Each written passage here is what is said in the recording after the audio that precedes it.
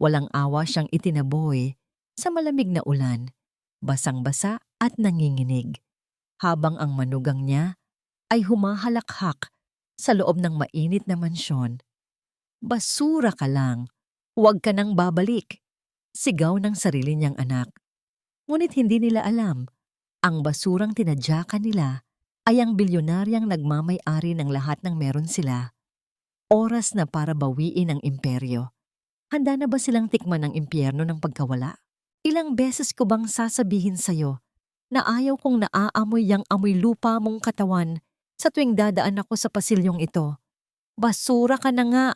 Nagkakalat ka pa ng baho sa pamamahay ko.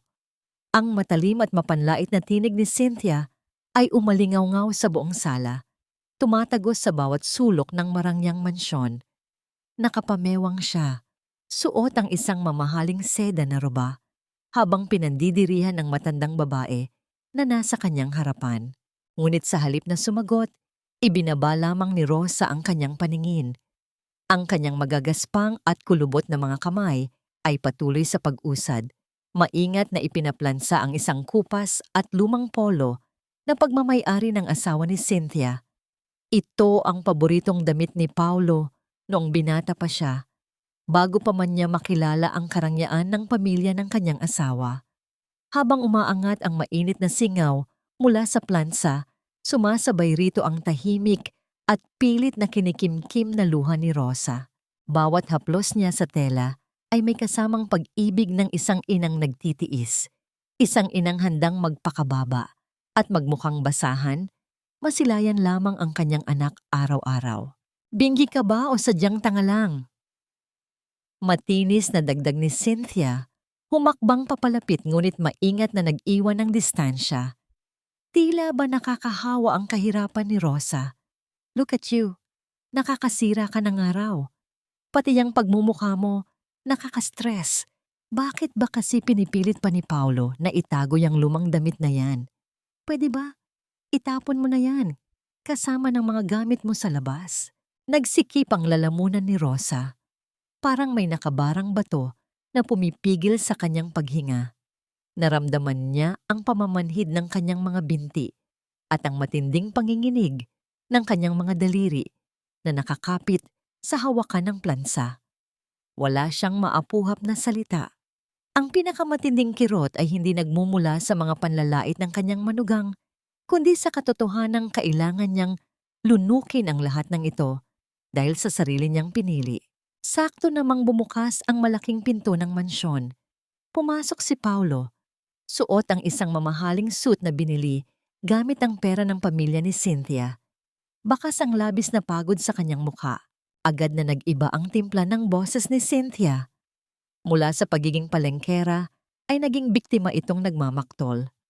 Lumapit siya sa asawa at humawak sa braso nito. Hon, buti nandito ka na. Can you please do something about your maid? Kanina ko pa sinasabing itapon na yang mga lumang basahan mo pero hindi ako sinusunod. Binabastos na ako sa sarili kong pamamahay. Nakakadrain siya ng energy, Hon. Inangat ni Rosa ang kanyang paningin. Puno ng pag-asa at pangungulila. Naghihintay na kahit isang beses ay magsalita ang kanyang anak para sa kanya. Nagtama ang kanilang mga mata. Sa isang maikling sandali, nakita ni Rosa ang pagkabigla at pamilyar na kalungkutan sa mga mata ni Paulo. Subalit kasing bilis ng pagkurap, umiwas ng tingin ang kanyang anak. Ibinaba ni Paulo ang kanyang paningin sa sahig, hindi makayanan ang bigat ng presensya ng matanda. Pasensya na, Cynthia. Pagod ako sa opisina. Mahinang tugon ni Paulo. Walang bakas ng tapang sa kanyang tinig. Humarap siya ng bahagya kay Rosa, ngunit nanatiling nakatingin sa hangin. Yaya, pakibilisan na lang yan at pumasok ka na sa kwarto mo. Huwag mo nang bigyan ng sakit ng ulo ang asawa ko. Yaya. Parang isang malamig na patalim ang ibinaon nang paikot-ikot sa dibdib ni Rosa nang marinig ang salitang iyon mula sa mismong bunganga ng lalaking isinilang niya. 20 anyos siyang nagpaalipin sa ibang bansa, kumain ng tira-tira at hindi natulog ng maayos para lang maipadala ang bawat sentimo pampagamot sa butas sa puso ni Paulo. At ngayon, sa harap ng babaeng yumuyurak sa kanyang pagkatao, tinawag siyang yaya ng sarili niyang dugo at laman. Pinatay ni Rosa ang plansa.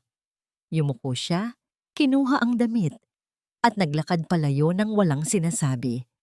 Bawat hakbang niya palayo sa mag-asawa ay tila paghakbang patungo sa sarili niyang libingan. Sa loob ng maliit, madilim, at maalikabok na bodega na ginawa niyang kwarto, bumagsak si Rosa sa manipis niyang kutsyon. Ang liwanag lamang ay nagmumula sa siwang ng pinto. Sa kabila ng panlalabo ng kanyang paningin, dahil sa tuloy-tuloy na pag-agos ng luha, nanginginig niyang inilatag sa kanyang hita ang polo ni Paulo. Nanginginig ang kanyang mga magagaspang na daliri habang maingat at pilit na tinutupi ng maayos ang kwelyo ng damit.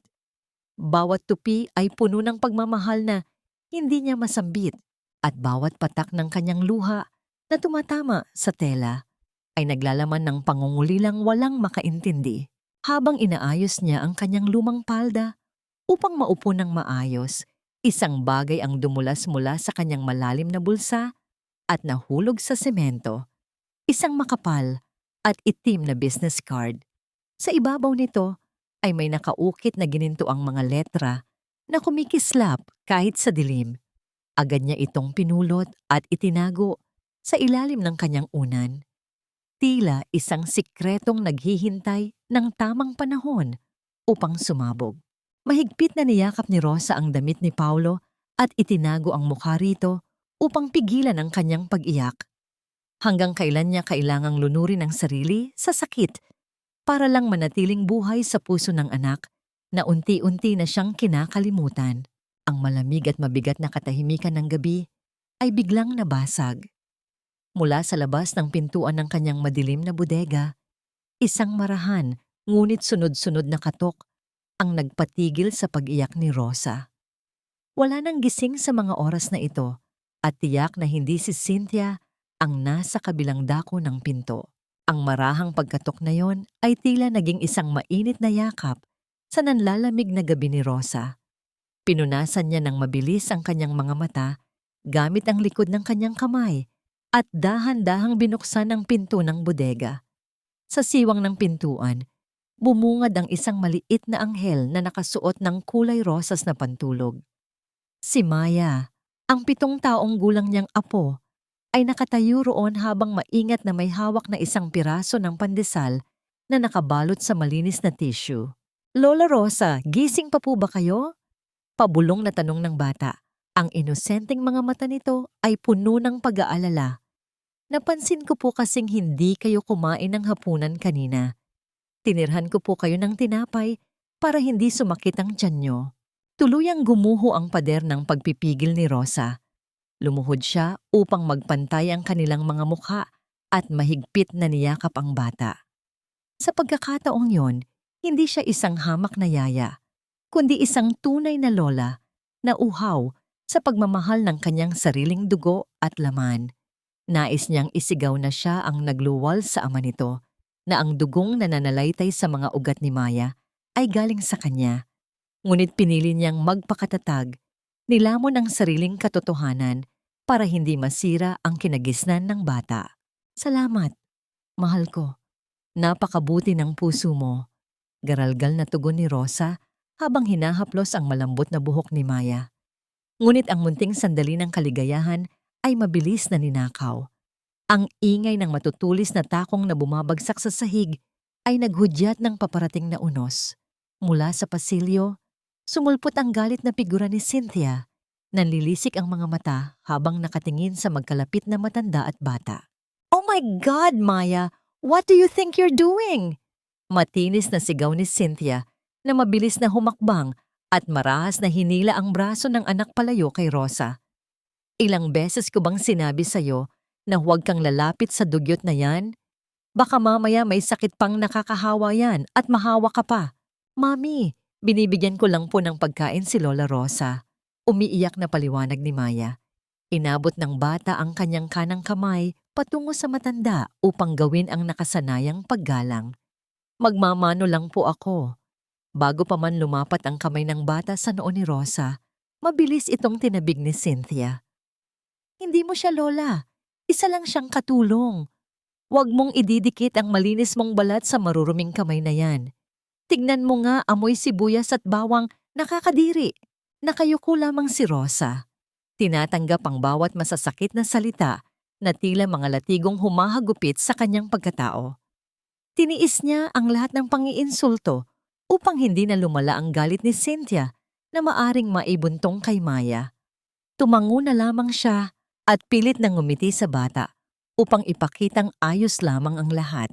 Habang sa pilitang kinakaladkad ni Cynthia ang umiiyak na anak, pabalik sa kwarto nito, lumingon si Maya. Sa isang mabilis at lihim na pagkilos, naiwan sa magaspang na palad ni Rosa ang isang maliit na candy na kanina pa palang hawak ng bata.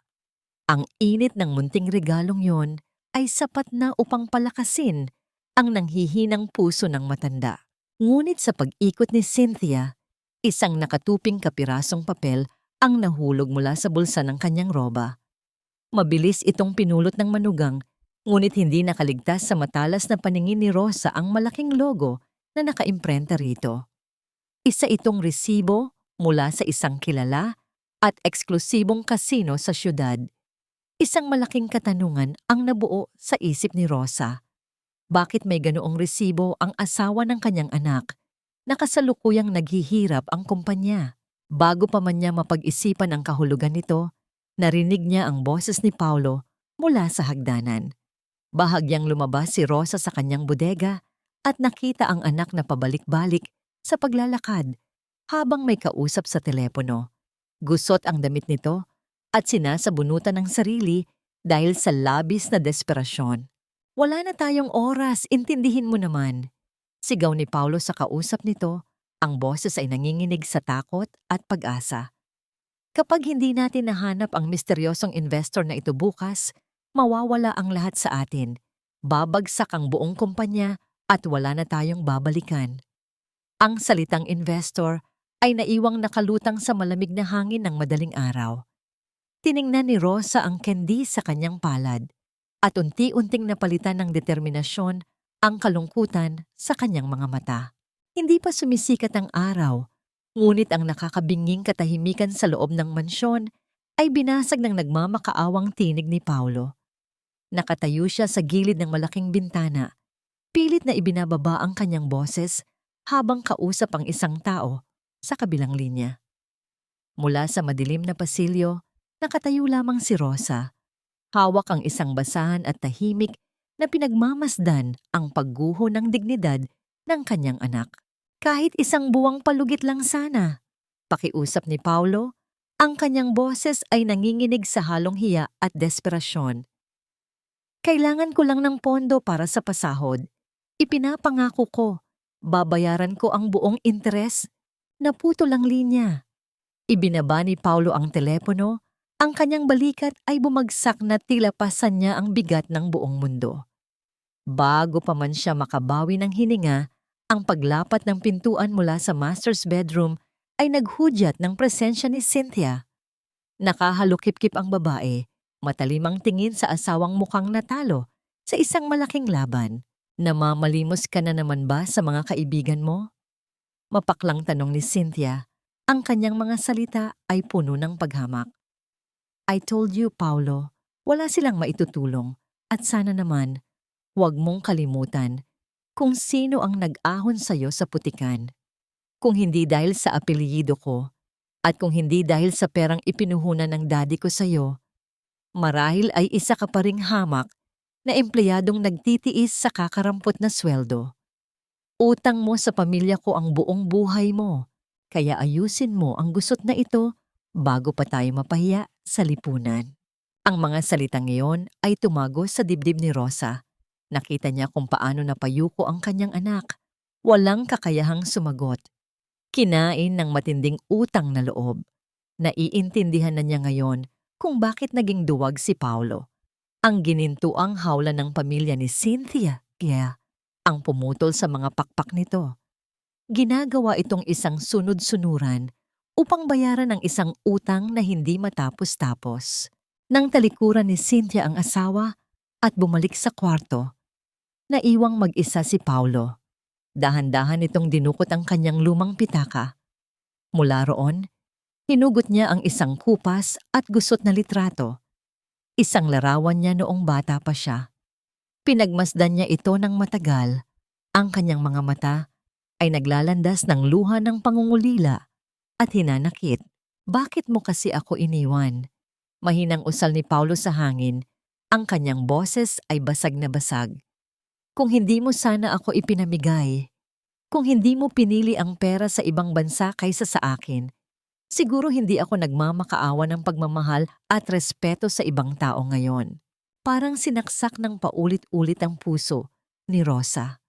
Gusto niyang tumakbo, yakapin ang anak, at isigaw ang katotohanan. Gusto niyang sabihin na hindi niya ito iniwan dahil sa pera. Umalis siya, nagpaalipin sa mga banyaga, at nagpakamatay sa trabaho para lamang may maibayad sa operasyon nito sa puso. Ang mga kamag-anak ng asawa niyang nagpalaki kay Paulo ang nagtanim ng kasinungalingang yon. Ngunit pinigilan ni Rosa ang kanyang mga paa. Hindi pa ito ang tamang panahon. Kailangan niyang wasakin ang pader ng kasinungalingan ni Cynthia bago niya mabuong muli ang tiwala ng kanyang anak. Mabilis ngunit tahimik na bumalik si Rosa sa kanyang bodega.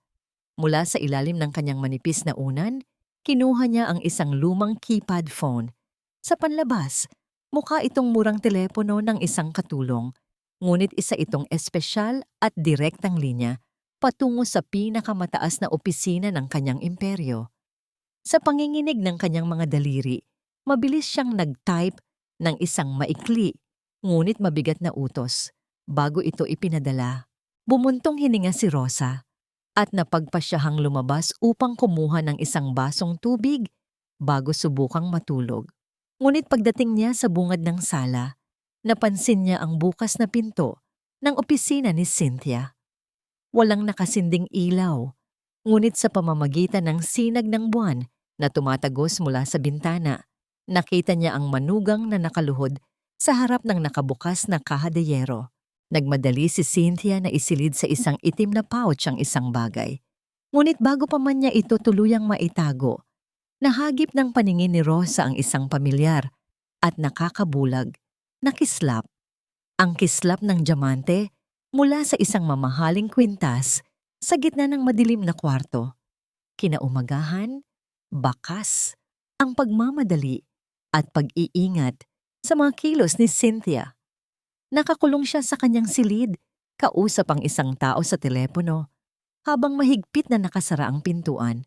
Oh, siguraduhin mong bayad na lahat ng utang ko sa kasino. Ang diamanting iyon ay higit pa sa sapat para takpan ang lahat ng nakuha ko. Pabulong ng ngunit madiin na utos ni Cynthia. Matapos ibaba ang tawag, huminga siya ng malalim.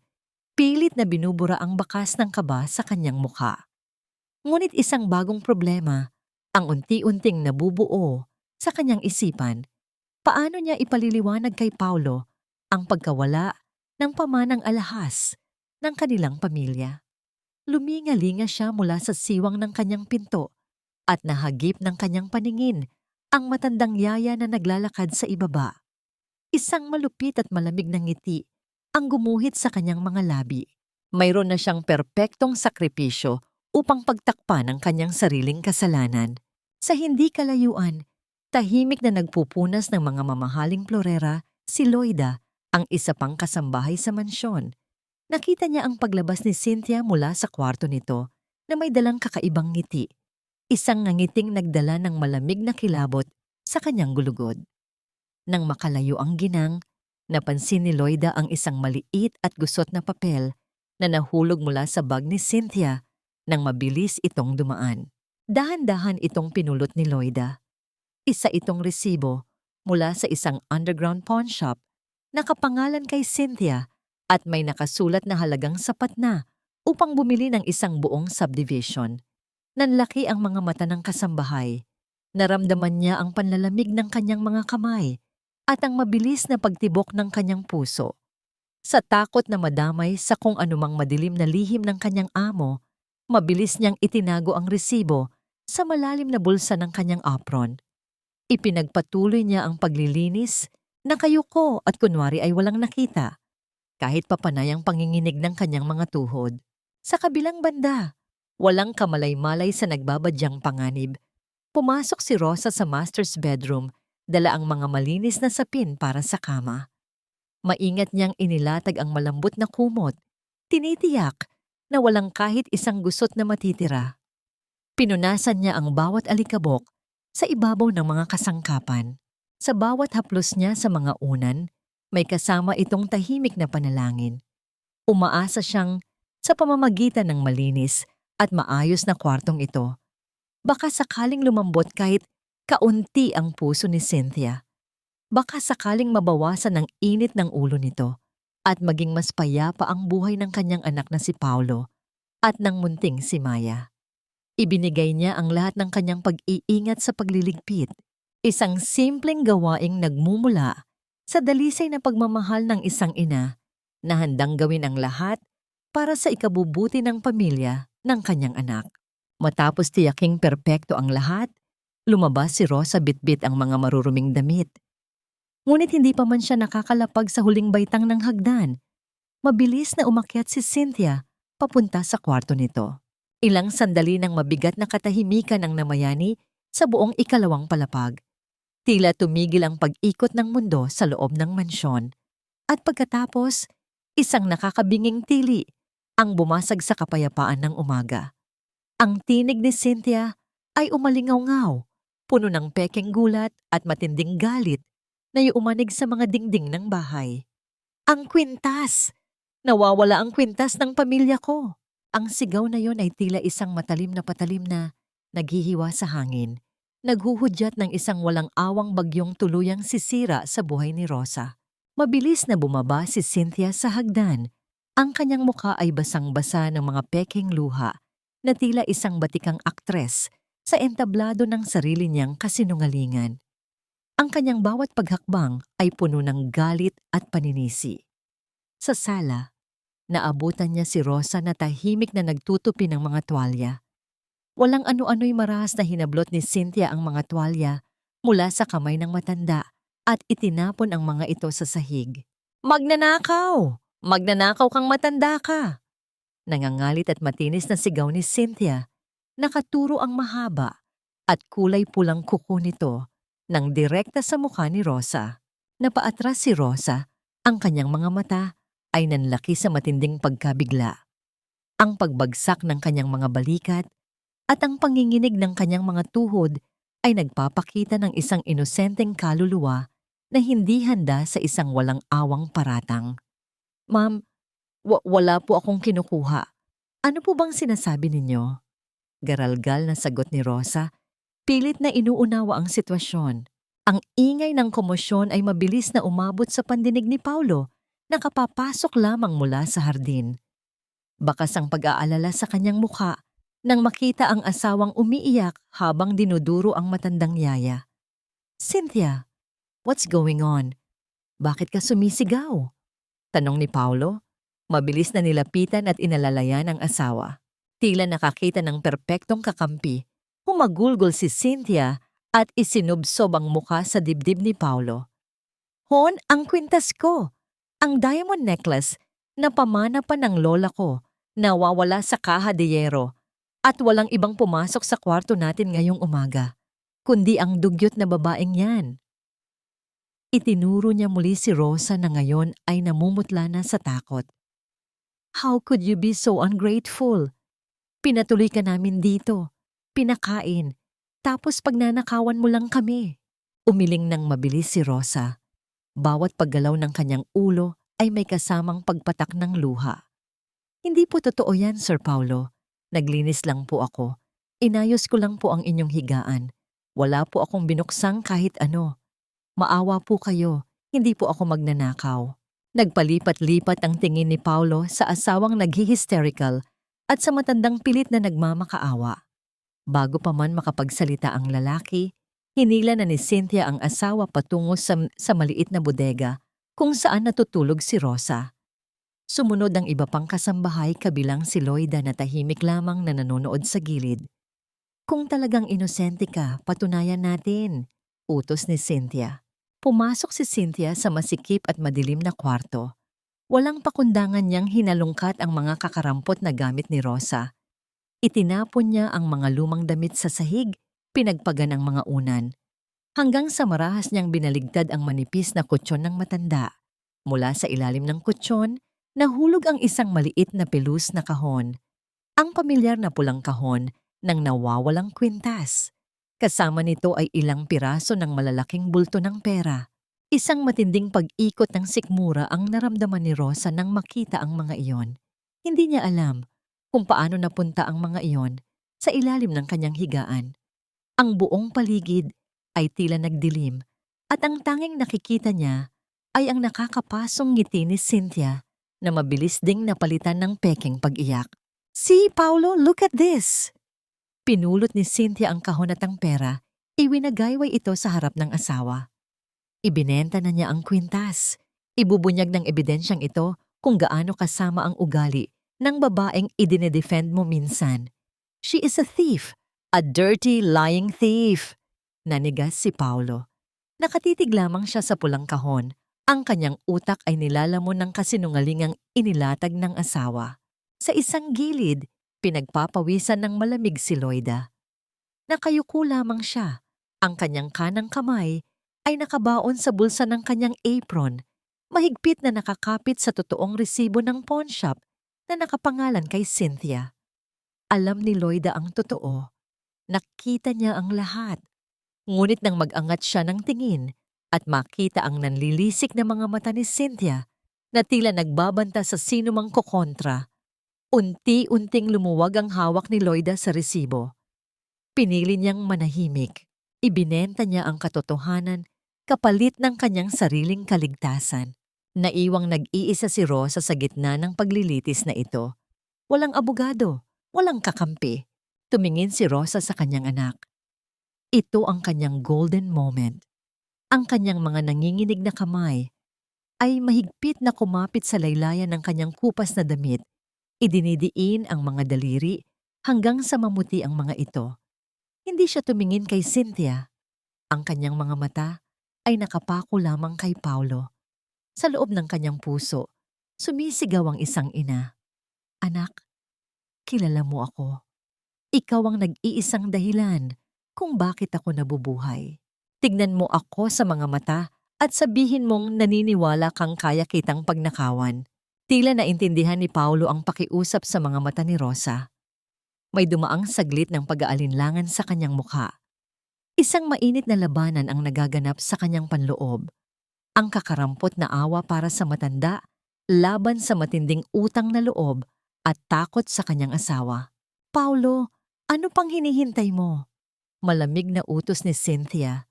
Pinuputol ang anumang pag-asa na nabubuo sa isip ng lalaki. "It's either her or me. Kapag hindi mo ginawa ng aksyon nito, huwag mo na akong kakausapin. At huwag mo nang asahan ng tulong ng pamilya ko sa naghihingalo mong kumpanya." Ang banta ay tila isang malaking pader na bumagsak at dumagan sa balikat ni Paulo. Unti-unting nawala ang lambot sa kanyang mga mata. Hinarap niya si Rosa. Ang kanyang panga ay umigting. Lumapit si Paulo ng ilang hakbang. Walang emosyon ang kanyang mukha, ngunit ang kanyang mga mata ay kasing lamig ng yelo nang titigan niya ang matanda. Bumuka ang mga labi ni Paulo upang ibaba ang kanyang hatol. "Aminin mo muna, Yaya." Malamig na utos ni Paulo. Ang kanyang boses ay walang bakas ng pag-aalinlangan. Tila gumuho ang buong mundo ni Rosa nang marinig ang mga salitang iyon. Ang inaasahan niyang pagtatanggol ay naging isang kutsilyong tuwirang itinarak sa kanyang dibdib. "Sir Paulo, anak." Halos hindi na makahinga si Rosa sa pag-iyak. Nakaluhod siya sa malamig na sahig, nakatingala sa lalaking pinag-alayan niya ng kanyang buong buhay. "Pakiusap, maniwala ka sa akin. Wala akong kinuha, wala akong ibinenta." Subalit sa halip na maawa, pilit na iniwas ni Paulo ang kanyang tingin. Lumapit siya, hinawakan sa braso ang matanda, at marahas na itinayo ito. Dinala niya si Rosa sa isang sulok ng pasilyo, malayo sa pandinig ni Cynthia at ng ibang mga kasambahay. Ano ba, Yaya? Nahuli na nga ang ebidensya sa kwarto mo, magpapalusot ka pa? Pabulong ngunit may diing panunumbat ni Paulo. Gusto ko lang naman maging tahimik ang bahay na ito. Kung aaminin mo na, hindi na tatawag ng pulis si Cynthia. Ayoko ng gulo, kaya please lang, makisama ka naman. Tinitigan ni Rosa ang mukha ng kanyang anak. Nakita niya ang pagod, ang takot, at ang matinding pagiging duwag na sumakop sa pagkatao nito. Ang lalaking nasa harap niya ay hindi na ang batang musmos na ipinangako niyang proprotektahan. Isa na itong anino na pilit nagtatago sa likod ng kayamanan ng asawa. Kung ako ang sarili mong ina.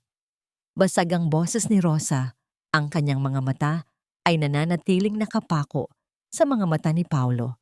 Kung ako ang nagluwal sa'yo, ganito mo rin ba ako trutuhin? Hahatulan mo ba ako nang hindi man lang inaalam ang totoo? Isang mabilis na pagbabago ang naganap sa mukha ni Paulo. Ang inis ay biglang napalitan ng isang malalim, madilim, at matagal nang inililihim na galit. Ang mga ugat sa kanyang leeg ay lumitaw. Tila may isang lumang sugat na muling nahiwa nang marinig ang salitang ina. Wala kang karapatang banggitin ang salitang ina sa harap ko. Sumabog ang galit ni Paulo, hindi na inalintana kung may makarinig sa kanya. Ang totoong ina, hindi iniiwan ng anak niya sa mga kamag-anak para lang makapag-asawa ng mayaman sa ibang bansa. Ang totoong ina, hindi pinagpapalit sa pera ang sarili niyang kadugo. Kaya huwag kang mag-ilusyon na maiintindihan mo ako. Dahil ang nanay ko mismo, tinapon ako na parang basura. Ang mga binitiwang salita ni Paulo ay mas masakit pa sa anumang sampal na naranasan ni Rosa. Tinapon, pinagpalit sa pera. Ang mga kasinungalingang itinanim ng mga kamag-anak ni Paulo noon ay namunga ng isang masukal at nakamamatay na galit sa puso ng kanyang anak. Hindi alam ni Paulo ang mga gabing umiiyak si Rosa sa malamig na kwarto sa ibang bansa o ang mga panahong nagpapadugo siya ng kamay sa paglalaban ng damit ng ibang tao para lang maipambili ng gamot sa butas na puso ng kanyang anak. Subalit sa halip na sumagot o magpaliwanag, pumikit lamang si Rosa. Naramdaman niya ang pagtulo ng isang solong patak ng luha, mainit at puno ng matinding pighati, na dahan-dahang gumapang pababa sa kanyang kulubot na pisngi. Ito ang kanyang katahimikan ng pagtanggap. Natanto niyang kahit ilatag niya ang katotohanan ngayon, hindi ito tatanggapin ng pusong binalot na ng puot at pagmamataas. Hindi pera o pangaral ang kailangan ng kanyang anak. Kailangan nitong matikman ang matinding pagbagsak upang matutong tumayo sa sarili nitong mga paa. Bago pa man makapagsalita muli si Rosa, isang malakas na tunog ng pagbagsak ng mga kagamitan ang umalingaw-ngaw sa sala. Mula sa ikalawang palapag, mabilis na bumaba si Cynthia. Hila-hila nito ang dalawang malalaking itim na garbage babag na naglalaman ng lahat ng gamit ni Rosa. Wala itong pag-aalinlangang itinapon ang mga bag palabas ng malaking pintuan, sakto sa unti-unting pagbuhos ng malakas na ulan at pagguhit ng matalim na kidlat sa kalangitan. There! Palayas na yan! Tapos na ang usapan. Matagumpay na sigaw ni Cynthia, ang kanyang nangiti ay abot hanggang tainga. Nagkatinginan si Rosa at Paulo sa huling pagkakataon. Walang ginawa ang lalaki. Nanatili siyang nakatayo. Ang mga paa ay tila nakadikit sa sahig. Pinapanood kung paano itaboy ng kanyang asawa ang matandang walang kalaban-laban. Ang matinding pagbagsak ng mga gamit ni Rosa sa basang semento sa labas ay kasabay ng pagkulog, na tila nagbabadya ng parusa sa mga palalo. Ang bawat patak ng ulan na bumabagsak mula sa madilim na kalangitan ay tila mga karayom na tumatagos sa balat ni Rosa. Ngunit mas masakit, mas matalas, at mas nakamamatay ang mga kamay ni Cynthia na marahas na nakahawak sa kanyang mga balikat. Sa isang malakas na tulak, naramdaman ni Rosa ang pagkawala ng kanyang balanse hanggang sa tuluyan siyang bumagsak sa basang semento sa labas ng mansyon. Wag na huwag ka nang babalik dito, magnanakaw? Ang huling sigaw ni Cynthia bago nito marahas na isinara ang malaking pinto. Ang tunog ng paglapat ng mabigat na kahoy ay tila isang pinal na hatol na naghiwalay kay Rosa sa tanging mundo na nais niyang protektahan. Lola Rosa, Lola Rosa. Mula sa maliit na bintana sa itaas, narinig ni Rosa ang matinis at basag na iyak ni Maya. Nakita niya ang maliit na kamay ng bata na pilit na kumakatok sa salamin habang hila-hila ito ng kanyang ina palayo sa bintana. Ang bawat pagsamo ng bata ay tila nagpapahina sa natitirang lakas ni Rosa. Nais niyang tumayo, nais niyang sumigaw na huwag saktan ng bata. Ngunit ang lamig ng ulan at ang bigat ng pighati ay tila nagpako sa kanya sa putikan. Sa gitna ng rumagasang ulan, tumingala si Rosa. Doon, sa may balkonahe, nakatayo ang isang anino. Si Paulo. Nakatitig ang kanyang anak sa kanya mula sa mataas na bahagi ng mansyon, protektado ng bubong at init ng kuryente, habang ang kanyang ina ay nanginginig sa ginaw sa ilalim ng unos. Walang ginawa si Paulo. Hindi siya bumaba. Hindi siya naghagis ng payong. Nanatili siyang nakatayo, isang estatwa ng kaduwagan na pinapanood ang sariling ina na malunod sa kahiyan. Dahan-dahang gumapang si Rosa patungo sa mga itim na garbage bag na nakakalat sa putikan. Maingat niyang binuksan ang isa rito. Tinitiyak kung naroon pa ang mga alaala ng kanyang nakaraan. Bawat piraso ng damit na kanyang hinahawakan ay basang-basa, mabigat, at puno ng dumi. Ngunit sa gitna ng kaguluhan, naramdaman ng kanyang daliri ang isang maliit na matigas na bagay sa loob ng kanyang bulsa, ang candy. Ang kending ibinigay ni Maya. Kinuha ito ni Rosa at tinitigan sa gitna ng nanlalabong paningin dahil sa ulan at luha. Inilapit niya ito sa kanyang mga labi at dahan-dahang hinalikan ang basang balot nito. Sa maliit na asukal na yon, tila humugot siya ng isang lakas na hindi nanggagaling sa mundong ito. Ang kanyang panginginig ay unti-unting huminto. Ang kanyang balikat na kanina pa nakayuko ay dahan-dahang tumuwid. Tumayo si Rosa mula sa putikan. Hindi na siya ang matandang yaya na nakayuko at natatakot. Hindi na siya ang inang nagmamakaawa para sa kakarampot na atensyon ng anak. Sa ilalim ng bawat hagupit ng hangin at kidlat, ang mga mata ni Rosa ay nag-iba ng kulay. Ang liwanag ng determinasyon ay nagmula sa kanyang kalooban, kasing talim ng diamanteng ibinintang sa kanya. Lumingon siya sa huling pagkakataon sa mansyon. Tiningnan niya ang bintana kung nasaan si Paulo. Sa loob ng kanyang puso, bumigkas siya ng isang tahimik na panunumpa. Minahal kita bilang isang ina, Paulo. Ngunit tinaboy mo ako bilang isang hukom. Oras na para matikman niyo ang lamig ng mundong itinapon niyo sa akin. Dahan-dahang naglakad si Rosa palayo sa marangyang subdibisyon. Bitbit ang kanyang mga basang bag. Bawat hakbang niya ay mabigat. Bawat paghinga ay may kasamang huni ng namamaos niyang lalamunan. Ngunit bago pa man siya makalabas sa pangunahing kalsada, ang kanyang mga binti ay tuluyan ng sumuko. Bumagsak si Rosa sa gitna ng kalsada, ang kanyang mukha ay dumikit sa malamig na aspalto. Ang huling narinig niya bago tuluyang magdilim ang kanyang paningin ay ang tunog ng paggulong ng mga gulong ng isang sasakyan na dahan-dahang humihinto sa kanyang harapan at ang liwanag ng dalawang malakas na ilaw na tumatama sa kanyang basang katawan. Ang bawat paghinga ni Rosa ay tila isang pakikipagbuno sa kamatayan. Ang huling naaalala niya ay ang silaw ng mga ilaw at ang lamig ng kalsada. Ngunit nang dahan-dahan niyang imulat ang kanyang mga mata, hindi puting kisame ng ospital ang kanyang nakita. Sa halip, bumungad sa kanya ang bubong na gawa sa pinagtagpi-tagping yero at sako, habang ang amoy ng mainit na luya at usok ng kahoy ay humahaplos sa kanyang ilong.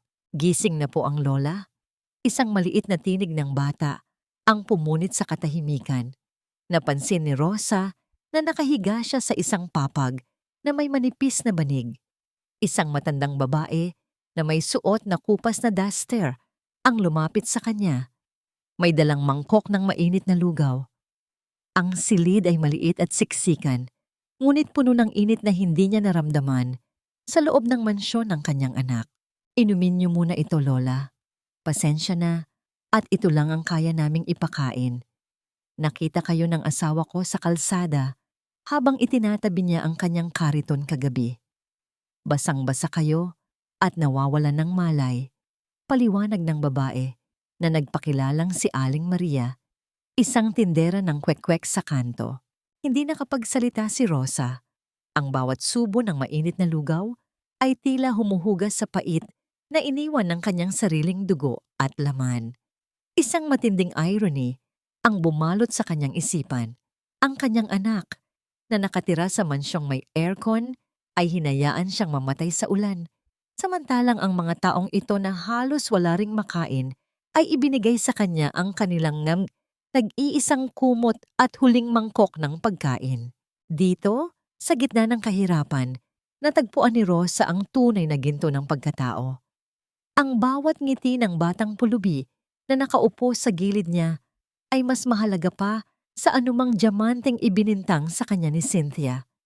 Nang makuha na ni Rosa ang sapat na lakas, dahan-dahan siyang bumangon. Tumingin siya sa mag-asawang Maria na abala sa paghahanda ng kanilang paninda para sa susunod na araw. Maria, maari ko bang mahiram ang inyong telepono? O kung may malapit na payphone rito, nais ko lang tumawag sa isang kumpanya. Mahinang pakiusap ni Rosa. Naku, Lola, wala po kaming cellphone. Pero doon sa dulo ng iskinita, may tindahan doon na may teleponong pwedeng upahan. Sagot ng asawa ni Maria habang nag-aayos ng kariton. Sa tulong ng isang saklay na gawa sa kahoy, naglakad si Rosa patungo sa tindahan. Bawat hakbang niya sa maputik na eskinita ay isang hakbang patungo sa pagbawi ng kanyang tunay na pagkatao. Nang makarating siya sa telepono, mabilis niyang pinindot ang isang numerong matagal na niyang hindi ginagamit ngunit kabisado ng kanyang puso. Ilang sandali pa, isang baritono at formal na boses ang sumagot sa kabilang linya. Hello, Office of the Chairman. How may I help you? Huminga ng malalim si Rosa. Ang kanyang tinig ay hindi na nanginginig. Ang kanyang boses ay naging matigas, puno ng awtoridad, at kasing talim ng bakal. Arthur, si Chairman Rosa ito, bungad niya. Ihanda mo ang lahat ng mga dokumento ng kumpanya ni Cynthia at Paulo. Ihanda mo rin ang mga papeles ng pagmamay-ari ng mansyong kinaroroonan nila. At Arthur, ihanda mo ang pinakamahal na sasakyan ng kumpanya. Susunduin niyo ako ngayon din. Narinig ni Rosa ang panandaliang pagkagulantang sa kabilang linya bago ang mabilis na sagot. Chairman, opo, susunod po kami agad. Saan po ang lokasyon niyo? Ibinigay ni Rosa ang pangalan ng eskinita. Ibinaba niya ang telepono at muling bumalik sa barong-barong ni na Maria. Naupo siya sa gilid ng kalsada. Matiyagang naghihintay habang ang araw ay unti-unting sumisikat. Hindi nagtagal, ang tunog ng makina ng mararangyang sasakyan ay narinig sa buong komunidad. Isang convoy ng 3 itim na SUV ang dahan-dahang pumasok sa masikip na kalsada. Dahilan upang lumabas ang lahat ng mga nakatira sa lugar. Tumigil ang mga sasakyan sa tapat ni Rosa. Bumukas ang pinto ng gitnang sasakyan at lumabas ang isang lalaking nakasuit. Si Arthur, ang kanyang pinagkakatiwalaang manager. Naglakad ito patungo kay Rosa at yumukod ng mababa sa harap ng lahat ng mga nagtitinda at mahihirap na tao roon. Chairman Rosa, handa na po ang lahat. Maaari na tayong umalis. Malakas na pahayag ni Arthur. Tumingin si Rosa sa mag-asawang Maria na nakanganga sa gulat. Lumapit si Rosa at hinawakan ang mga kamay ng babaeng nagligtas sa kanya. Maria, huwag kayong mag-alala. Ang lugaw at kumot na ibinigay niyo sa akin kagabi ay babayaran ko ng higit pa sa inyong inaasahan. Balang araw, babalikan ko ang lugar na ito para pasalamatan kayo ng maayos. Pangako ni Rosa. Sumakay si Rosa sa loob ng malamig at mabangong sasakyan. Habang sumasara ang pinto, Tinitigan niya ang kanyang refleksyon sa tinted na salamin. Wala na ang matandang yaya. Ang nakikita na niya ngayon ay ang babaeng nagtayo ng isang imperyo mula sa wala.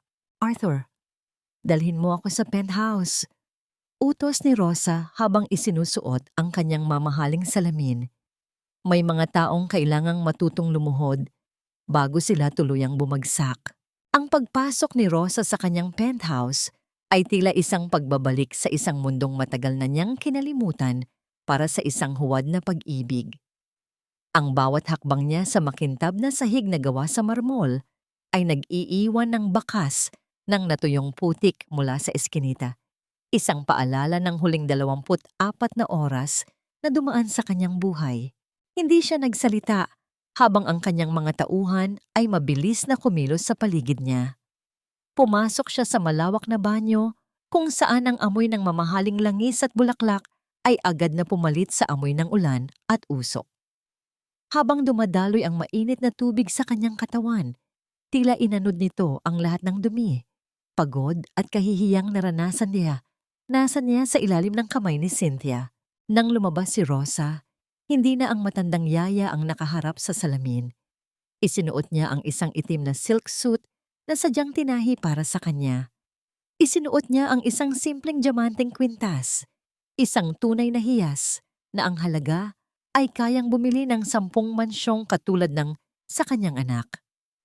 Habang tinititigan niya ang kanyang refleksyon, ang kanyang mga mata ay hindi nakakikitaan ng luha. Ang kanyang katahimikan ay hindi natanda ng takot, kundi ng isang nagbabadyang unos na walang sinumang makakapigil. Chairman, narito na po ang ulat na hinihingi niyo. Bungad ni Arthur habang maingat na inilalapag ang isang makapal na folder sa ibabaw ng lamesang gawa sa mahogany. Naupo si Rosa sa kanyang swivel chair at dahan-dahang binuklat ang mga dokumento. Isang mapait na ngiti ang gumuhit sa kanyang mga labi habang binabasa ang bawat pahina. Gaya ng inaasahan ko, Arthur, ang kumpanya ng pamilya ni Cynthia ay isang malaking butas na pilit tinatakpan ng kasinungalingan.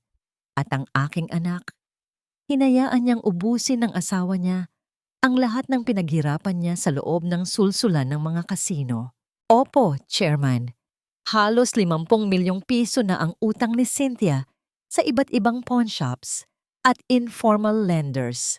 Ang kwintas na ibinintang niya sa inyo ay isa lamang sa mga huling hiyas na hindi pa niya naisusugal hanggang kagabi, ulat ni Arthur.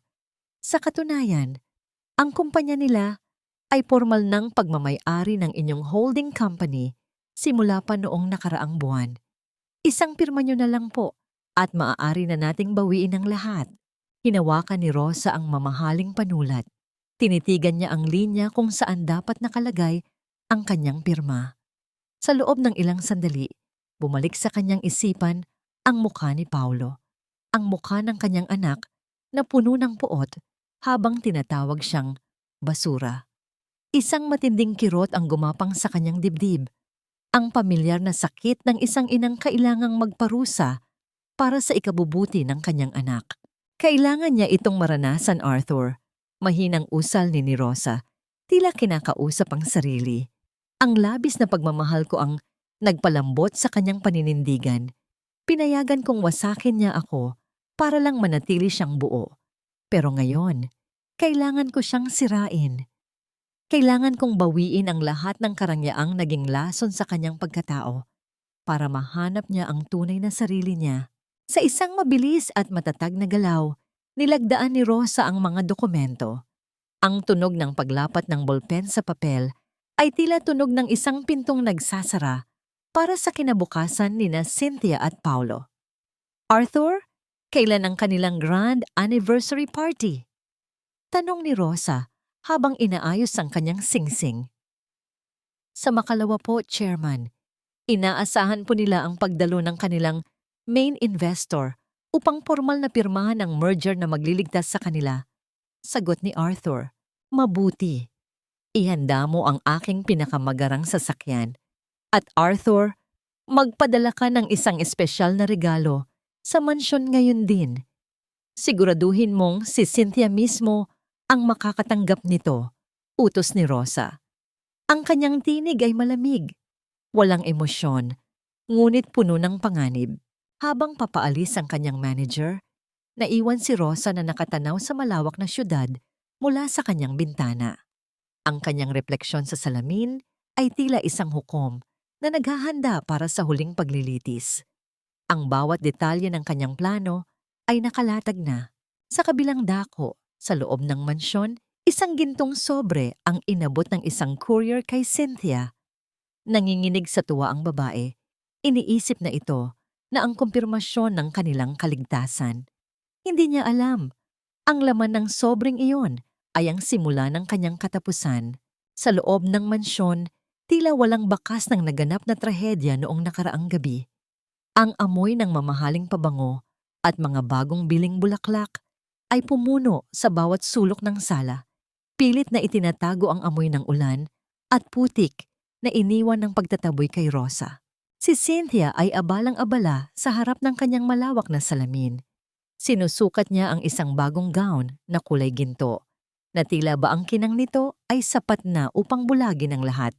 Sa katotohanang baon na sila sa utang.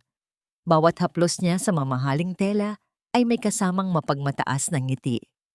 Para sa kanya, ang gabing ito ang kanyang pinakamalaking tagumpay. Loida, bilisan mo ang pag-aayos ng mga wine glasses. Gusto ko, kumikinang ang mga yan gaya ng kinabukasan ko. Sigaw ni Cynthia. Ang kanyang boses ay puno ng kapangyarihang ipinapahiram lamang ng pagkakataon. Nanginginig ang mga kamay ni Loida habang hawak ang isang baso.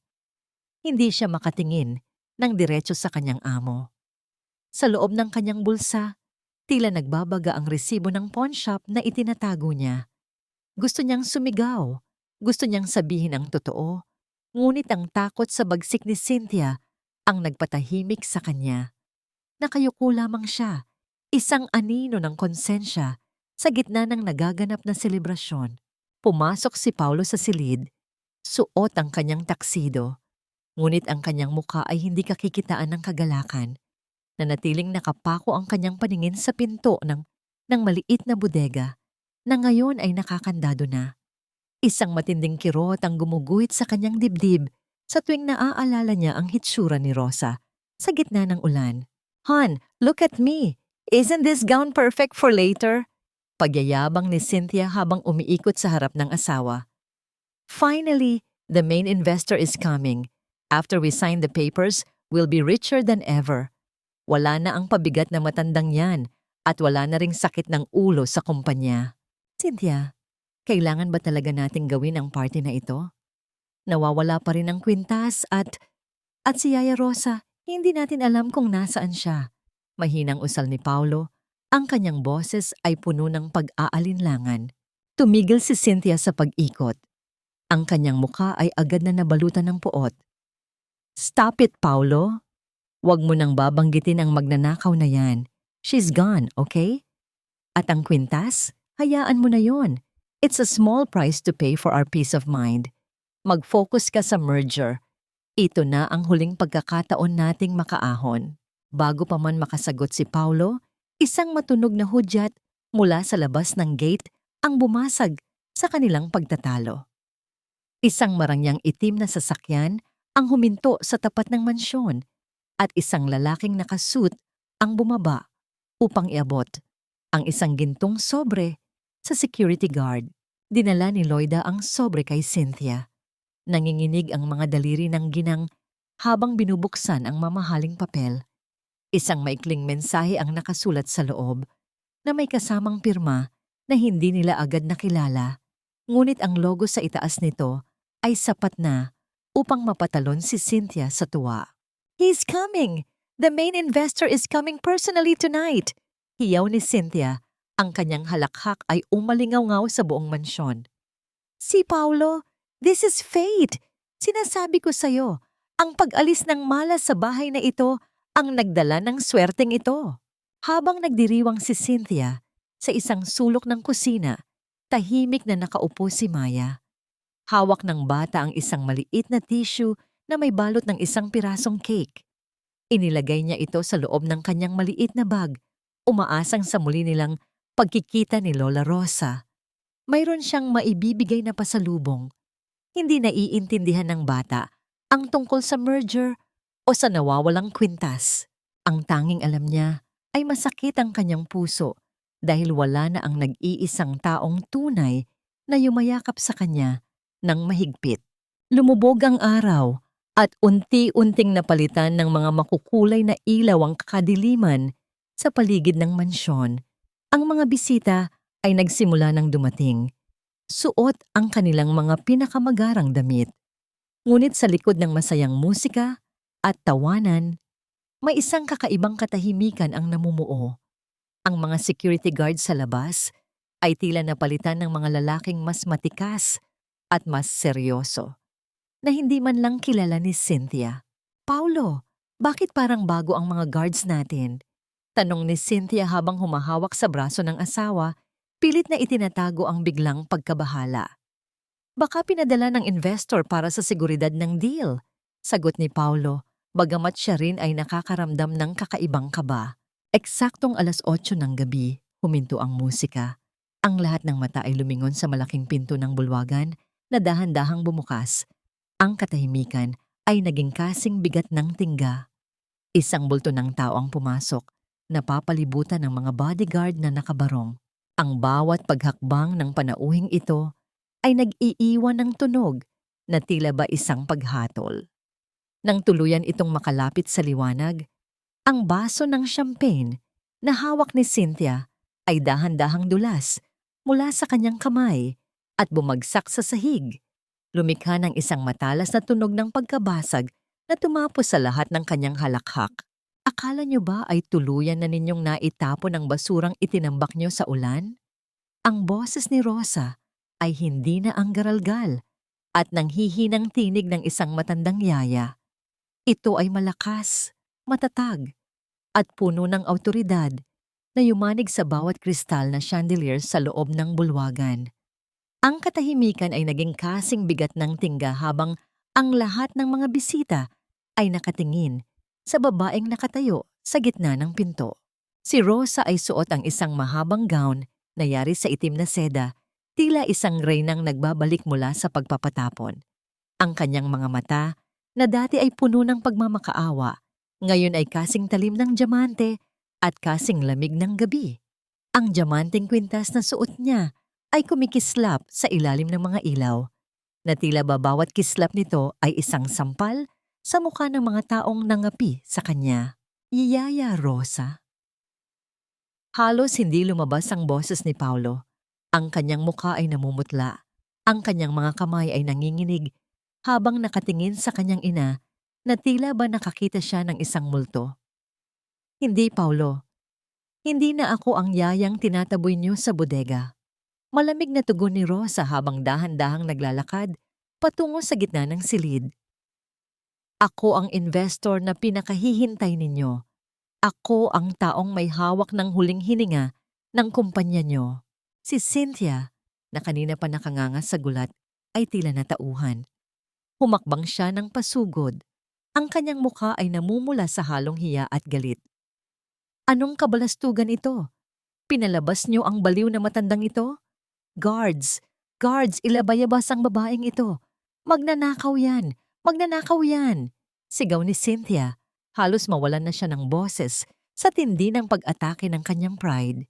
Ngunit walang gumalaw sa mga security guards. Nanatili silang nakatayo sa kanilang mga pwesto. Ang kanilang mga mata ay nakapako lamang sa kanilang tunay na amo, si Rosa. "Hindi sila susunod sa'yo, Cynthia. Dahil simula pa noong nakaraang linggo, ako na ang nagpapasweldo sa kanila. Ako na ang nagmamay-ari ng mansyong ito, ng lupang kinatatayuan mo, at ng bawat sentimong akala mo ay meron ka pa." Ani Rosa sa isang mahinahon ngunit nakakatakot na tono. "Hindi totoo yan, sinungaling ka!" Sigaw ni Cynthia, pilit na kumakapit sa braso ni Paulo. "Hon, gawin mo ang paraan. Sabihin mo sa kanila na nagkakamali sila." Bago pa man makapagsalita si Paulo, isang pamilyar na boses ang sumabat mula sa gilid. Si Loida, ang kasambahay na dati ay nakayuko at natatakot, ay humakbang palabas. Ang kanyang mga mata ay puno ng determinasyon at sa kanyang nanginginig na kamay ay hawak niya ang isang piraso ng papel. Ma'am Cynthia, tama na po ang kasinungalingan.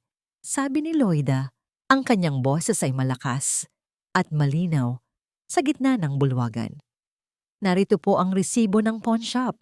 Nakita ko po ito nang mahulog sa bulsa nyo.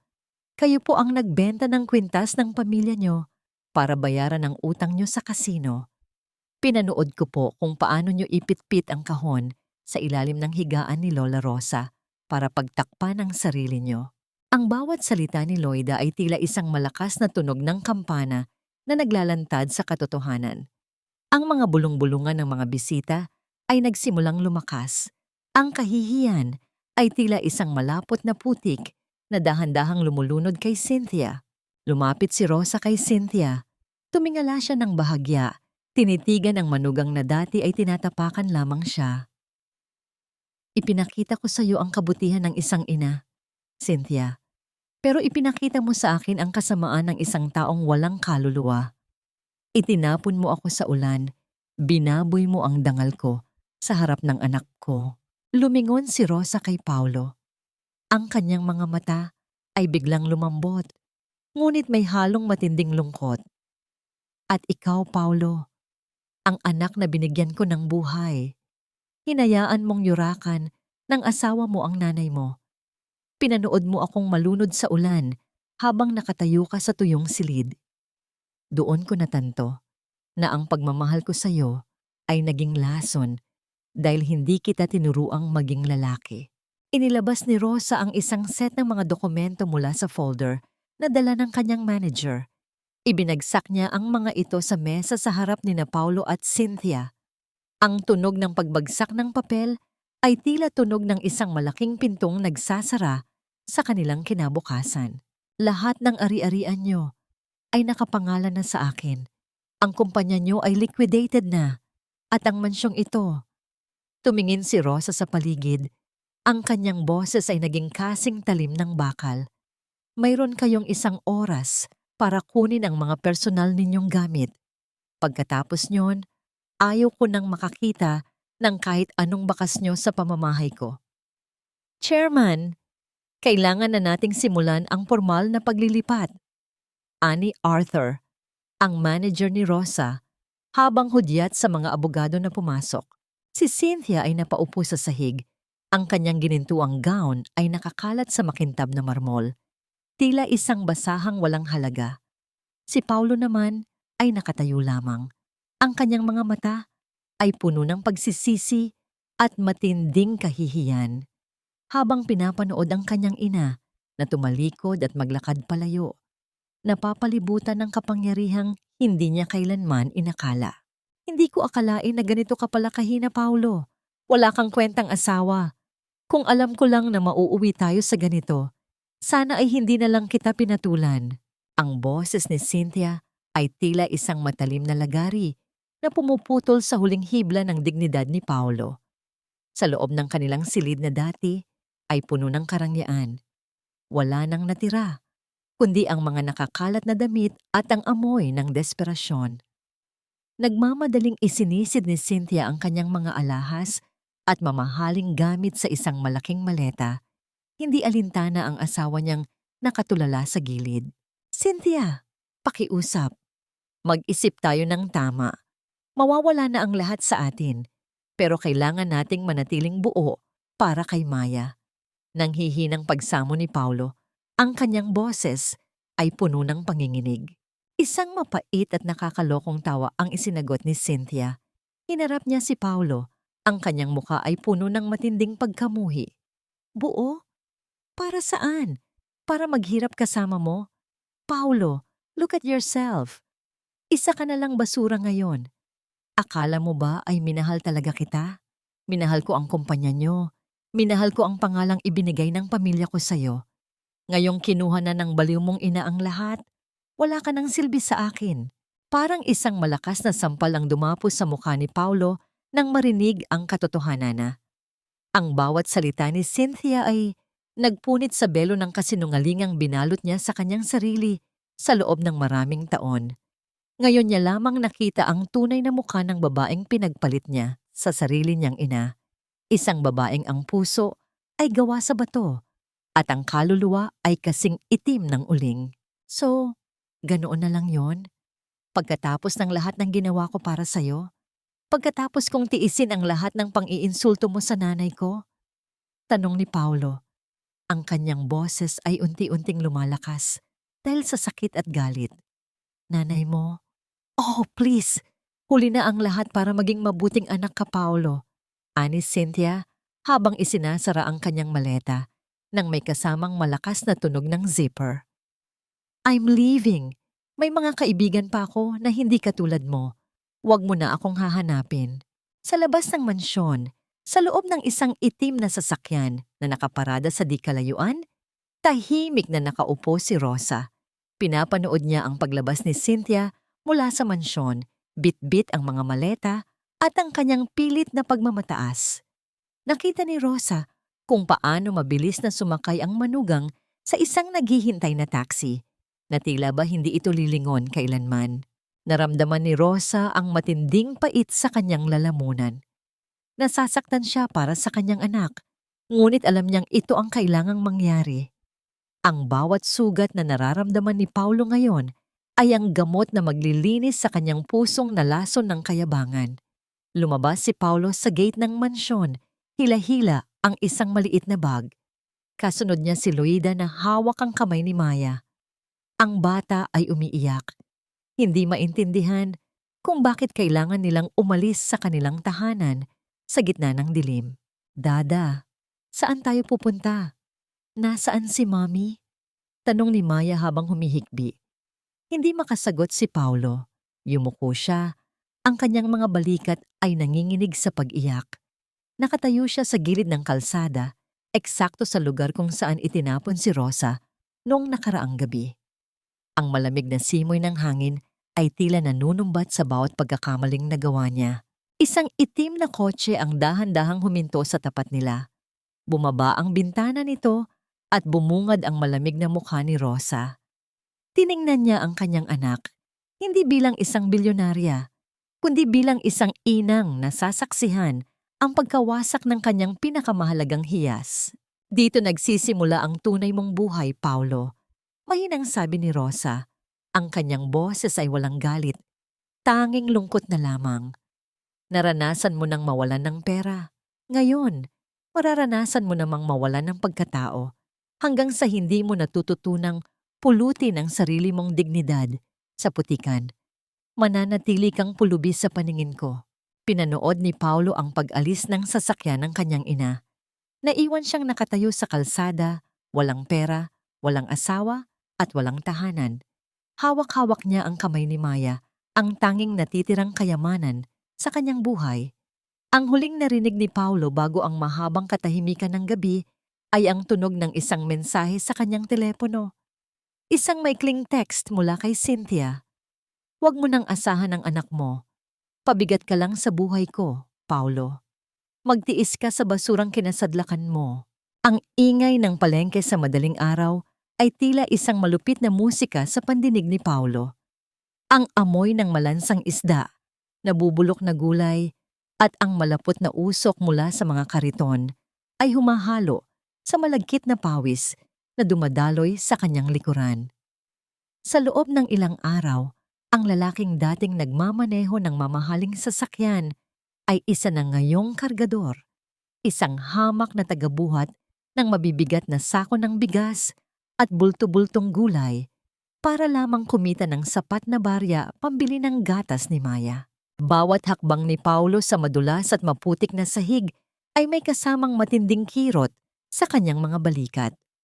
Ang kanyang mga kamay, na dati ay tanging panulat at baso ng wine lamang ang hawak, ngayon ay puno na ng mga paltos na pumapatok sa tindi ng pagkakasagas ng mga sako. Ngunit sa gitna ng pisikal na pasakit, mas matindi ang hapdi ng kanyang budhi.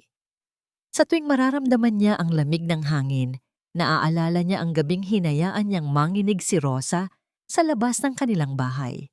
Habang nagpapahinga si Paulo sa isang tabi, naupo siya sa isang maruming bench at dahan-dahang binuksan ang kanyang baon. Isang maliit na lalagyan ng malamig na kanin at kaunting asin. Ito ang kanyang golden moment. Tinitigan niya ang kanyang mga nanginginig na kamay na may mga sugat at itim na dumi sa kuko. Habang sinusubo niya ang kanin, gamit ang kanyang mga daliri, ang bawat butil ay tila naging mapait sa kanyang lalamunan dahil sa halong luha. Ngayon niya lamang naintindihan ang tunay na halaga ng bawat sentimong ipinapadala ng kanyang ina noon. Mga sentimong galing sa pawis, pagod at kahihiyan. Paulo? Isang pamilyar na boses ang bumasag sa kanyang pagmumuni-muni. Pag-angat ng kanyang tingin, nakita niya si Loida. Hindi na ito suot ang uniforme ng katulong, kundi isang simpleng damit habang may dalang basket ng pinamili. Ang awa sa mga mata ni Loida ay tila isang bagong sugat na bumukas sa dibdib ni Paulo. Loida, anong ginagawa mo rito? Mahinang tanong ni Paulo, pilit na itinatago ang kanyang maruming kamay. Naupo si Loida sa tabi niya. Ang kanyang tinig ay mahinahon ngunit puno ng bigat ng katotohanan. Hinanap kita, Paulo. Gusto ko lang sabihin sa'yo ang mga bagay na hindi mo alam. Alam mo ba kung bakit ganoon na lang ang pagtitiis ng nanay mo sa bahay niyo? Alam mo ba kung bakit siya umalis noon papuntang ibang bansa? Umiling si Paulo. Ang kanyang mga mata ay nagsisimula ng manlabo. Umalis siya hindi dahil sa luho, Paulo. Umalis siya dahil noong bata ka. Kailangan mo ng operasyon sa puso na nagkakahalaga ng milyon. Wala kaming mautangan noon. Ibinenta ni Rosa ang lahat ng meron siya, pati ang kanyang dangal, para lang makapag-abroad at mabayaran ang bawat tibok ng puso mo ngayon. Paliwanag ni Loida, ang bawat salita ay tila isang martilyong dumudurog sa puso ng lalaki. Bawat latay sa likod niya mula sa malulupit niyang amo noon, bawat tirang pagkain na kinain niya sa ibang bansa, lahat yun ay para lang mabuhay ka. Ang mga kamag-anak mo, sila ang nagsinungaling sa'yo dahil kinuha nila ang bahagi ng perang pinapadala ng nanay mo. Humagulgol si Paulo sa gitna ng palengke. Hindi na niya alintana ang mga taong dumadaan at tumitingin sa kanya. Ang bawat hikbi niya ay puno ng pagsisisi na tila sumasabay sa ingay ng paligid. Ang buhay na tinatamasa niya noon ay binili ng dugo at luha ng inang itinaboy niya. Ang pusong tumitibok sa loob ng kanyang dibdib ay regalo ng babaeng tinawag niyang basura. Kailangan mong bumangon, Paulo. Hindi para sa pera, kundi para kay Maya. Dagdag ni Loida bago ito tumayo at umalis. Iniwan si Paulo na nakaluhod sa gitna ng putikan at pagsisisi. Pinunasan ni Paulo ang kanyang mga mata. Sa unang pagkakataon, ang kanyang determinasyon ay hindi na nanggagaling sa kayabangan. Kinuha niya ang kanyang bag at naglakad pa uwi sa maliit na silid na inuupahan nila ni Maya sa isang iskinita. Ngunit bago pa man siya makarating sa pinto, narinig niya ang isang pamilyar at nakakakilabot na boses mula sa loob. Ang tinig ni Cynthia ay matinis, puno ng galit, at tila nananakit. Sumunod ang isang matalas na tunog ng pagbagsak ng kagamitan at ang malakas na iyak ni Maya na tila humihingi ng saklolo. Tumigil ka sa pag-iyak, bata ka! Kung hindi dahil sa'yo, hindi ako maghihirap ng ganito. Sigaw ni Cynthia sa loob. Nanigas ang buong katawan ni Paulo. Ang galit na matagal na niyang ibinaon ay biglang sumiklab. Mas mainit pa sa anumang lagnat na naranasan niya. Bitawan mo ang anak ko. Huwag na huwag mo siyang lulubayan ng iyong maruruming kamay, Cynthia. Ang tunog ng marahas na pagbalandra ng pinto sa pader ay naging hudyat ng pagtatapos ng paghahari ng takot sa puso ni Paulo. Humahangos siya. Ang kanyang dibdib ay mabilis na tumataas at bumababa, habang ang kanyang mga mata ay nanlilisik sa galit. Isang galit na hindi para sa kanyang sarili, kundi para sa kaligtasan ng kanyang anak. Sa gitna ng maliit at masikip na silid, nakita niya si Cynthia na hawak ng mahigpit ang balikat ni Maya. Habang ang bata ay nakaluhod sa sahig, basang-basa ang mukha ng luha at nanginginig ang buong katawan. Isang basag na plorera ang nakakalat sa sahig. Ang mga piraso nito ay tila sumasalamin sa pagkawasak ng kanilang pamilya. At ikaw pa ang may ganang sumigaw ngayon, Paolo? Mapaklang tugon ni Cynthia. Pilit na itinatago ang kaba sa likod ng kanyang mapang-uyam na tinig. Tignan mo ang anak mo. Napakawala ring kwenta gaya mo. Binubura niya ang huling dignidad ko sa lugar na ito. Bakit ba ako napunta sa ganitong impyerno? Hindi ang lugar na ito ang impyerno, Cynthia. Ikaw. Ikaw ang nagdala ng impyerno sa buhay namin. Sigaw ni Paolo. Mabilis siyang lumapit at sa isang matatag na galaw ay hinarang ang kanyang sarili sa pagitan ni Cynthia at ni Maya. Hinila niya ang bata sa kanyang likuran, niyakap ang nanginginig nitong katawan habang nananatiling nakatitig ng diretso sa asawa. Ang kanyang mga kamay na puno ng paltos mula sa pagkakargador ay naging isang pader na hindi na kayang tibagin ng anumang gaslighting ni Cynthia. You have no right to touch her. You have no right to be here. Ang boses ni Paolo ay mababa, ngunit puno ng panganib na tila isang hayop na handang pumatay para sa kanyang anak. Oh really?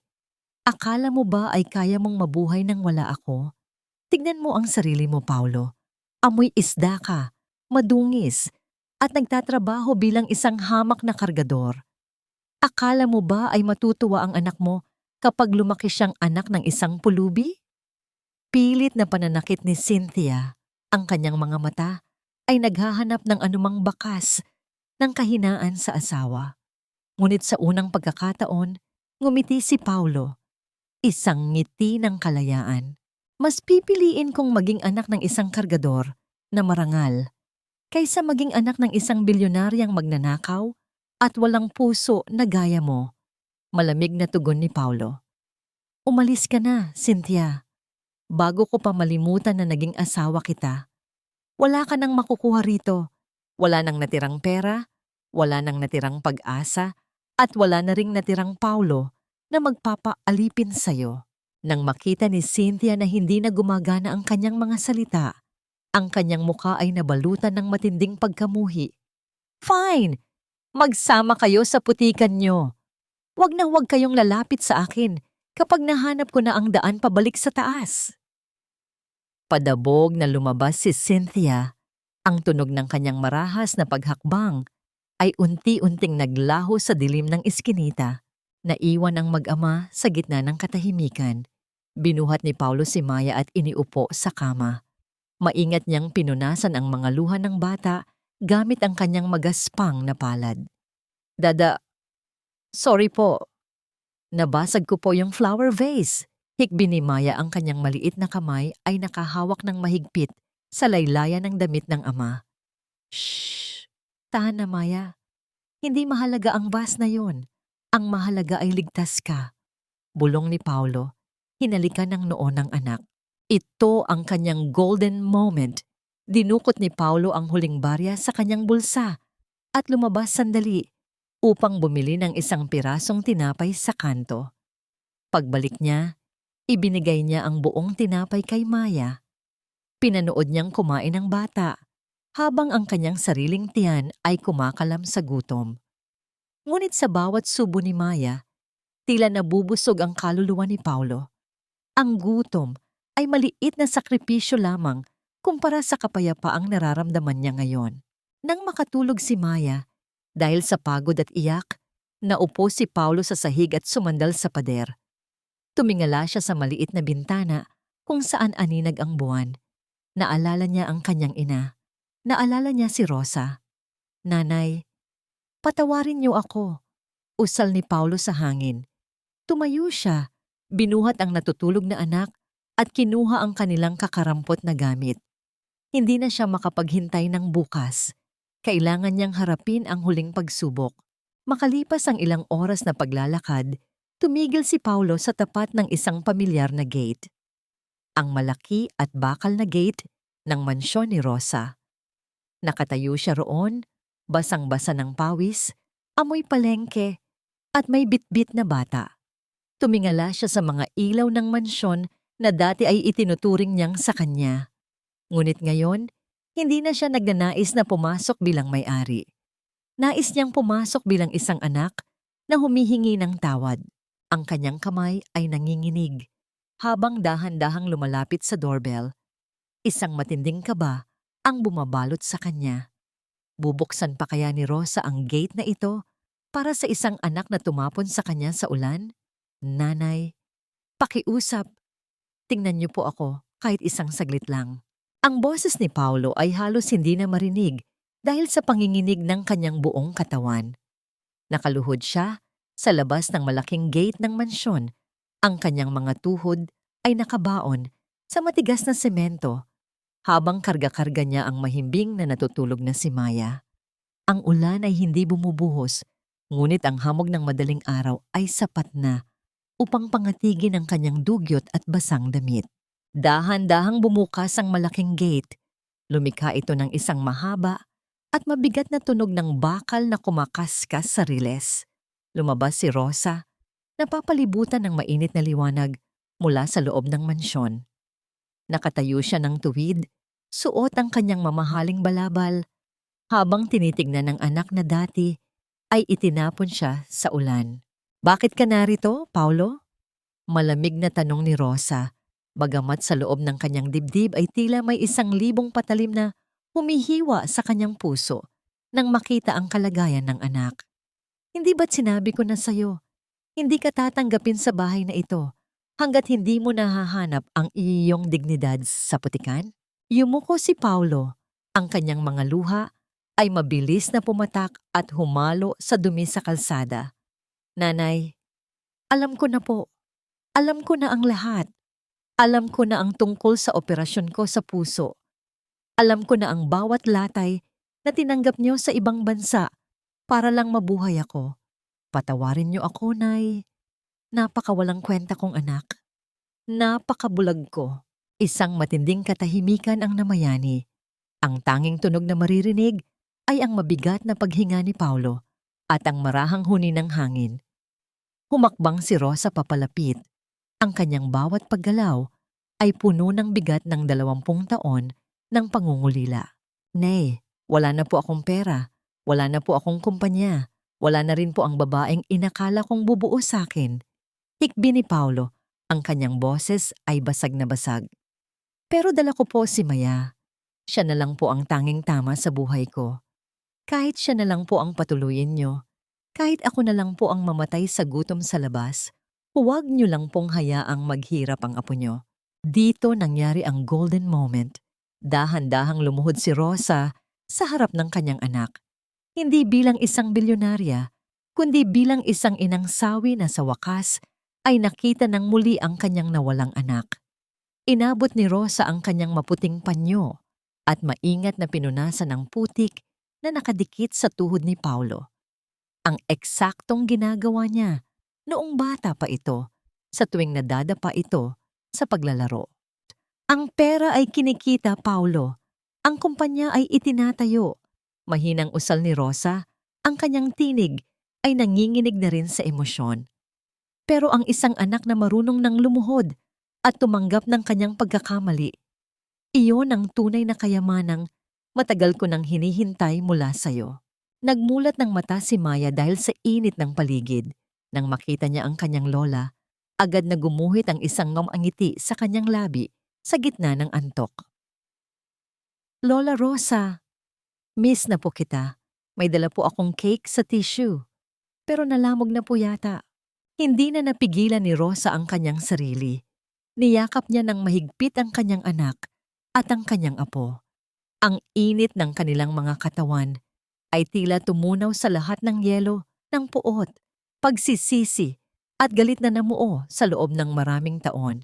Ang bawat patak ng luha ni Rosa na tumatama sa balikat ni Paulo ay tila isang bendisyon ng pagpapatawad. Pasok na kayo sa loob, sabi ni Rosa habang inaalalayan si Paulo na tumayo. Malamig ang labas at sapat na ang gabing hinayaan nating maging madilim ang ating mga puso. Habang naglalakad sila papasok sa mansyon, lumingon si Paulo sa huling pagkakataon sa kalsada kung saan siya lumuhod. Nakita niya ang anino ng kanyang dating sarili, ang mapagmataas at duwag na lalaki na dahan-dahang naglalaho sa dilim. Sa harap niya ay ang liwanag ng kanyang ina at ang bagong buhay na handa na niyang harapin ng may dangal. Ang huling narinig, bago ang paglapat ng malaking pinto, ay ang mahinang boses ni Rosa, punong-puno ng pag-asa at pagmamahal. Wala nang iiyak ngayon. Nandito na kayo sa piling ko. Isang taon ang mabilis na lumipas. Tila isang agos ng ilog na dahan-dahang humuhugas sa mga sugat ng kahapon. Ang sikat ng umaga sa probinsya ng Batangas ay banayad na sumisikat sa malawak na hardin ng isang simpleng bahay na gawa sa bato at kahoy. Walang mga gintong chandelier, walang mga mamahaling marmol, ngunit ang bawat sulok ng tahanang ito ay puno ng halimuyak ng mga sariwang bulaklak at tunog ng dalisay na tawanan. Nakatayo si Paulo sa ilalim ng puno ng mangga. Suot ang isang simpleng t-shirt at maong. Ang kanyang mga braso ay naging mas matikas at ang kanyang mga palad ay nananatiling maghaspang dahil sa pagtatrabaho sa kanilang maliit na farm. Hindi na siya ang CEO na nakadepende sa pirma ng iba. Siya na ngayon ang tagapamahala ng sarili nilang lupain na unti-unting namumunga dahil sa kanyang sariling pagsisikap. Tiningnan ni Paulo ang kanyang mga kamay. Bagamat may mga bakas pa rin ng hirap, wala na ang panginginig ng takot at kaduwagan. Ito ang kanyang golden moment. Ngumiti siya habang pinagmamasdan ang kanyang refleksyon sa timba ng tubig. Isang lalaking nahanap ang kanyang dangal hindi sa dami ng pera, kundi sa bigat ng kanyang paninindigan. "Dada, look! I found a big butterfly!" Sigaw ni Maya habang tumatakbo patungo sa kanya. Ang bata ay mukhang mas malusog, ang kanyang balat ay masigla, at ang kanyang mga mata ay nagniningning sa kagalakan. Wala na ang takot sa kanyang mukha, dahil alam niyang sa bawat paglingon niya, naroon ang kanyang ama na handang siyang protektahan. Mula sa balkonahe, dahan-dahang lumabas si Rosa. Nakasuot siya ng isang simpleng bestido, hawak ang isang tasa ng mainit na kape. Ang kanyang mukha ay payapa. Ang mga kulubot sa kanyang balat ay tila mga guhit ng isang magandang kwento ng tagumpay at pagpapatawad. Hindi na siya ang chairman na kinatatakutan sa boardroom. Siya na ngayon ang lola na tanging hangad ay makitang masaya ang kanyang pamilya. "Paulo, magpahinga ka muna. Kanina ka pa dyan sa ilalim ng araw," tawag ni Rosa. Ang kanyang tinig ay puno ng lambing na kailanman ay hindi na mababali ng anumang unos. Lumapit si Paulo at hinalikan ng noo ng kanyang ina. "Sandali na lang po, Nay. Tatapusin ko lang itong bakod para ligtas si Maya sa paglalaro." Sa gitna ng katahimikan ng kanilang pamumuhay, hindi rin naiwasang mabanggit ang balita tungkol kay Cynthia. Ang huling narinig nila ay nasa loob ito ng kulungan, nahaharap sa patong-patong na kaso ng estafa at pagnanakaw. Ang kanyang golden dream ay nauwi sa rehas na bakal, at ang kanyang mga pekeng kaibigan ay tila mga bula na naglaho ng mawala ang kanyang kayamanan. Wala silang puot na nararamdaman para sa kanya. Tanging habag na lamang para sa isang taong piniling mabulag sa kinang ng huwad na ginto. Nahanap na ba ang pagpapatawad? Oo. Hindi lamang pagpapatawad ni Rosa para kay Paulo, kundi ang pagpapatawad ni Paulo para sa kanyang sariling nakaraan. Nahanap na ba ang kapayapaan? Sa bawat hapunan na sabay-sabay silang nagpapasalamat sa Diyos, sa bawat gabi na mahimbing ang kanilang tulog nang walang takot sa bukas, doon nila naramdaman ang tunay na kapayapaan. Ang mahalagang aral na iniwan ng kanilang kwento ay simple lamang. Ang tunay na pag-ibig ay hindi lamang tungkol sa pagbibigay ng lahat ng gusto ng minamahal. Minsan, ang pinakamataas na anyo ng pagmamahal ay ang paghayaan silang masaktan at bumagsak upang matutunan nilang hanapin ang sarili nilang lakas. Ang pagpapakumbaba ay hindi tanda ng kahinaan, kundi ito ang pundasyon ng isang matatag na pagkatao. Naupo silang tatlo sa duyan, pinagmamasdan ang paglubog ng araw na nagpapakulay ng kahel sa buong langit. Ang bawat tibok ng puso ni Paulo ay tila isang pasasalamat sa inang hindi sumuko sa kanya. At si Rosa Habang nakasandal ang ulo sa balikat ng kanyang anak, ay dahan-dahang pumikit. Alam niyang sa wakas, tapos na ang kanyang misyon bilang isang tagapangalaga. Ang kanyang anak ay isa ng ganap na lalaki at ang kanyang pamilya ay tunay na nang malaya. Ang huling narinig sa hapong iyon ay ang mahinang himig ng isang oyayi na kinakanta ni Rosa para kay Maya, isang himig na kasing tamis ng tagumpay at kasing payapa ng isang pusong nakauwi na sa kanyang tunay na tahanan.